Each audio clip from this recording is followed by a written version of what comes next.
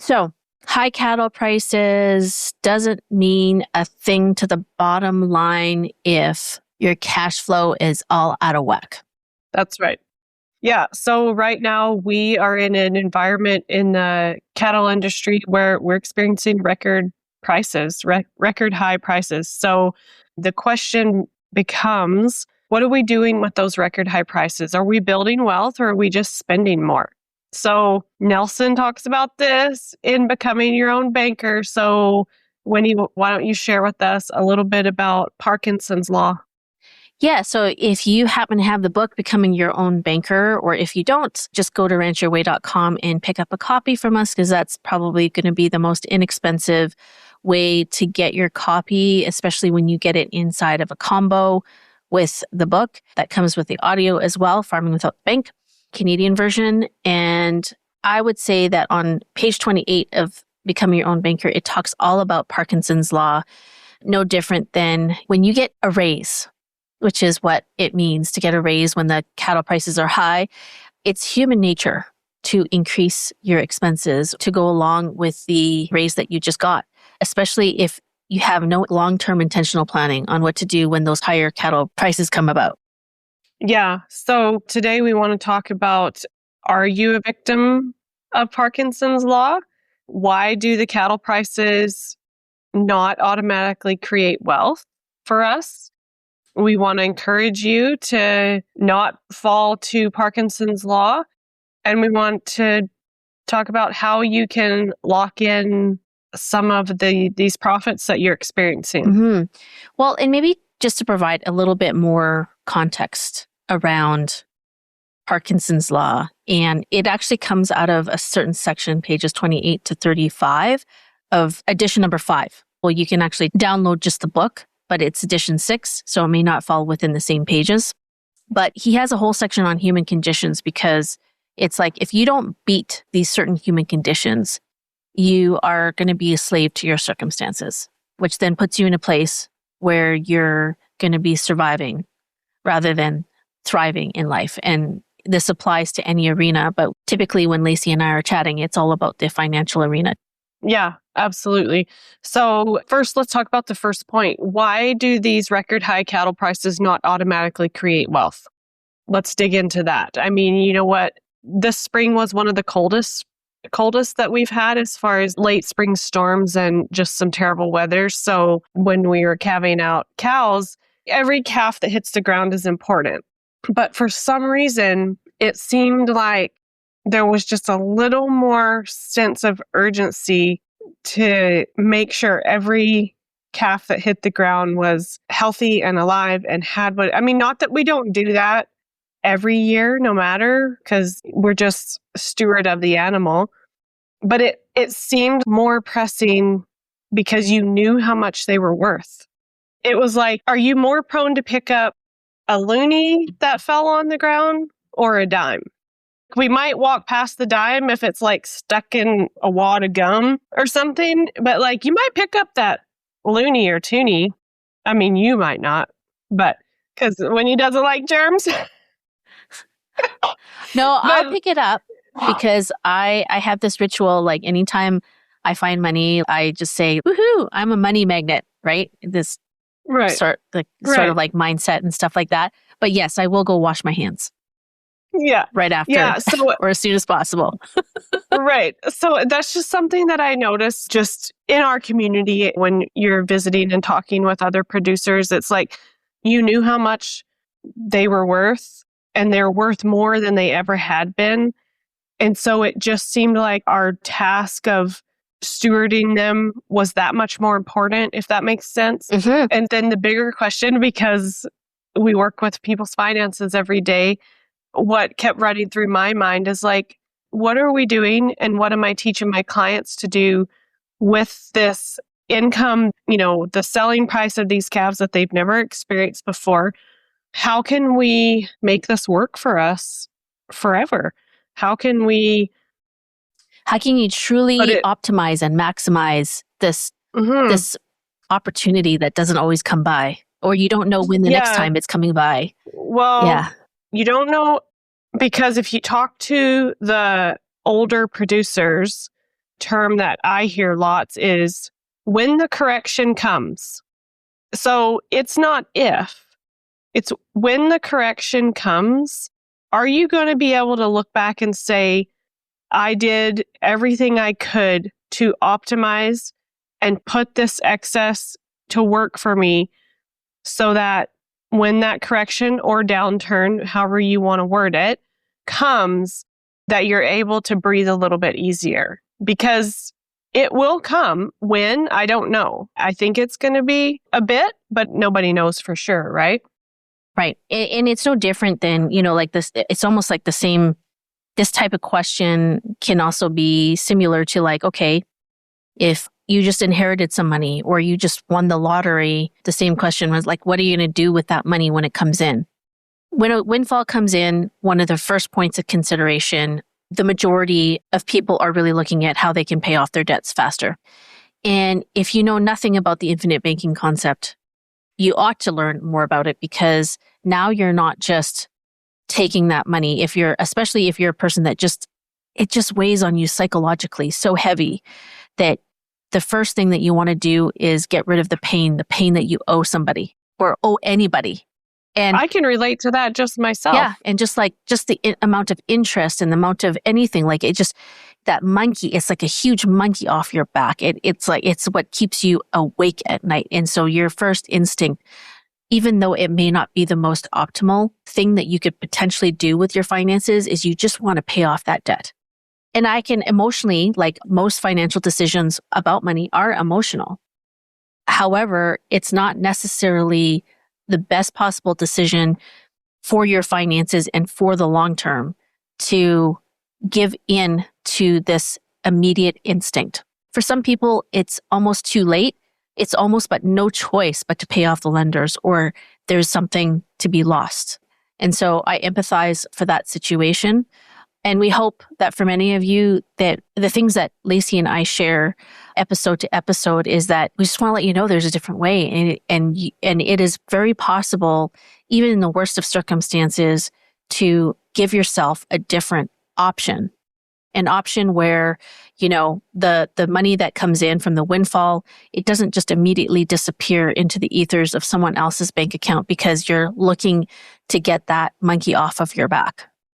Yeah, and that is a tendency. Like, I will admit that that's a tendency of mine to eliminate all debt.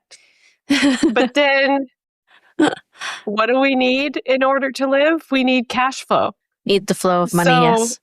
Like, that's where Reed is like, we complement each other, because he's like the voice of reason. He's like, you can't do that because what are we going to eat for the next, like, so it's, I can relate to that. So, but it has to be like, let's woe up the cart here and be like, okay, this is why these record prices don't automatically create wealth.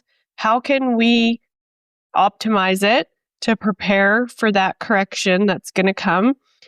And that brings us to the next point. How can families put to work this income that's coming in now forever? How can they put it to work for them forever? You got to change your thinking first. And that takes time. It's very rare, it is just very rare to fix a lifetime of instinct, of survival, especially when a windfall of money comes in, especially if you're under circumstances where you do have the snakes and dragons on your back. And so we humbly invite you to really come learn with us, to learn more about just challenging your thinking first. And we show you and we walk you down a path of when that windfall comes in, what do you do with it? And we give you a different path to really look at, if you did it the infinite banking way with the principles of the infinite banking process, how that really can help you not only in the short term, but in the long term. And are there some trade-offs while you are transitioning? Yes, there are some trade-offs. And yet at the same time, it just allows you to be in a place when you are learning about it, all of a sudden you're really changing your mindset so that you can be a lot more proactive rather than constantly reacting to your situation.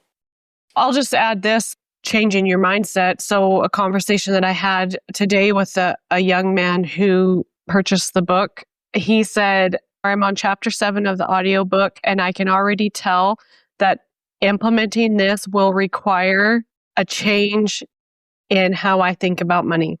And I said, bingo, because everything you've been taught about money, this will go against that.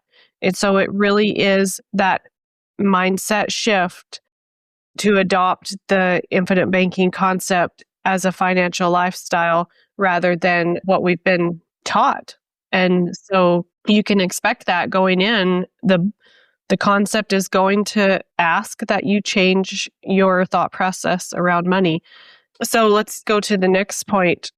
What are some mistakes that producers make during profitable years like this? The first one that comes to my mind, shiny object syndrome. And I think that all of us fall victim to this at some point in our life, whether it's in our business or our personal lives. Yes, there are going to be some things that are necessary.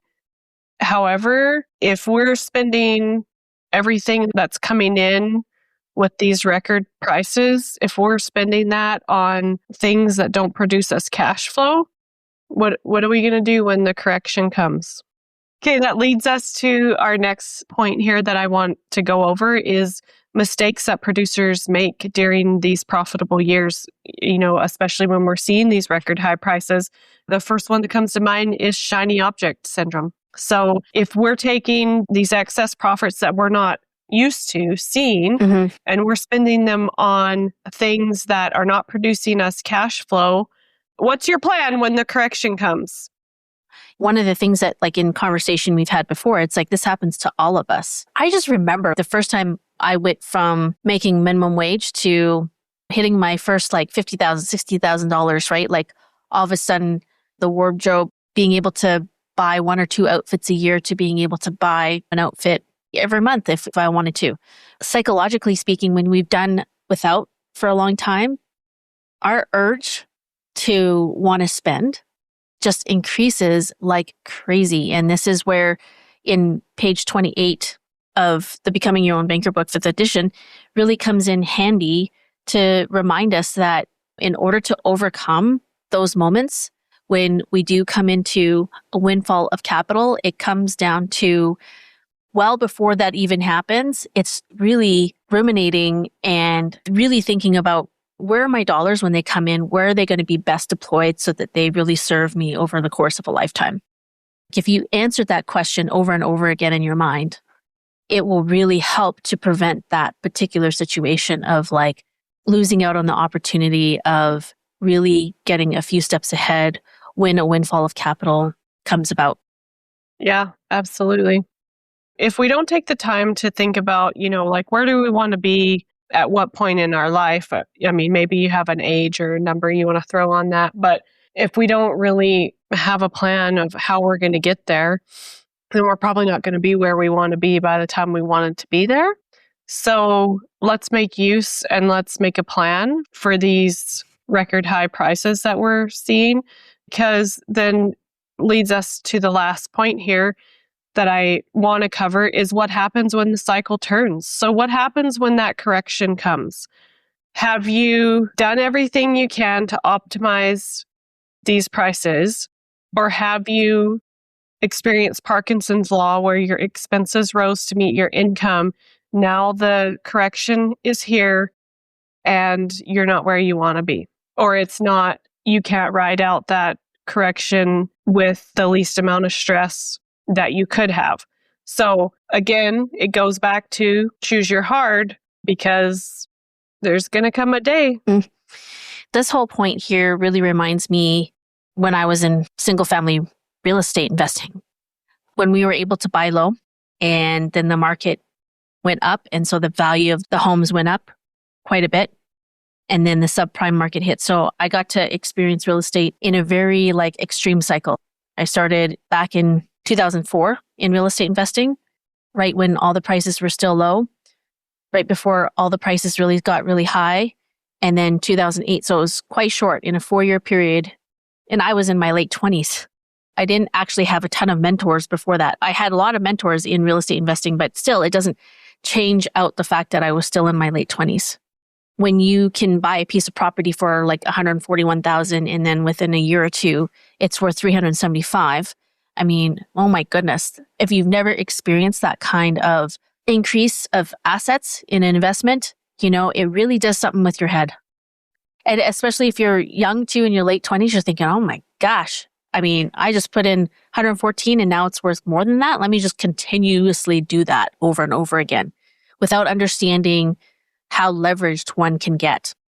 And I think how well a person can do when the prices of cattle go up and how much they're able to keep, I think also in my mind depends upon the season of where you are in your operation. And what causes me to really say that is because when I think about in real estate investing, I mean, I was still within the first 5 years of getting into a mortgage. Like I was still in a pretty highly leveraged situation where what I owed to the bank, there wasn't much equity in between.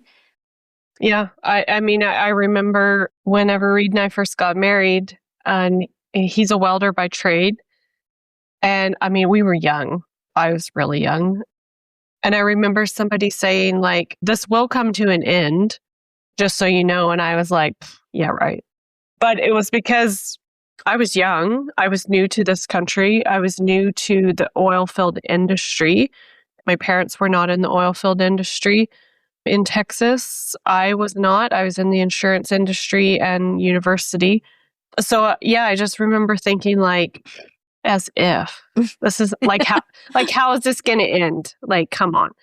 But then we experienced that feast or famine the entire time that Reed spent in that industry. We experienced feast or famine, and it really taught us a lot about being good stewards and preparing in those good times.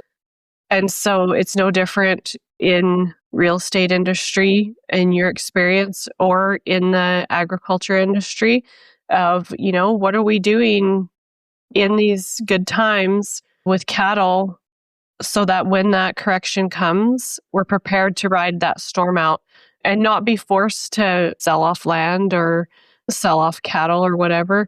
Yeah, like you said earlier on, like we're here to share something with you that there's a different way.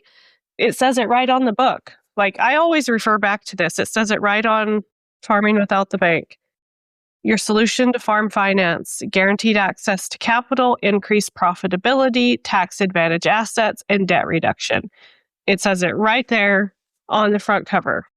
So if you want to learn more, the book is where you start. Is there anything else you want to add, Winnie, to this?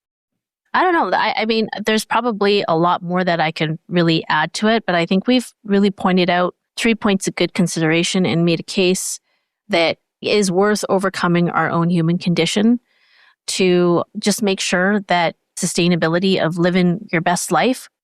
Yeah, it's good to do these things that we've talked about today. Yeah. Just in the past 2 weeks alone, I've witnessed 2 young people. So even with the record high prices, I've witnessed 2 young people purchasing their first head of cattle. And so even though we're experiencing these prices and it's great for the seller, there are still people who are coming into this industry and there's still that desire of that next generation to carry on and to get involved. And it is worth looking into what Winnie and I offer and what you're taught in Farming Without the Bank and becoming your own banker so that this becomes more and more of a viable and sustainable business because it is a business. So your first step and your journey starts with the book, but it doesn't end there. So head over to our website, rancherway.com. That's where you're going to purchase your book. You're going to get the paperback and audio. So you're going to get access to the audio version within minutes of your purchase.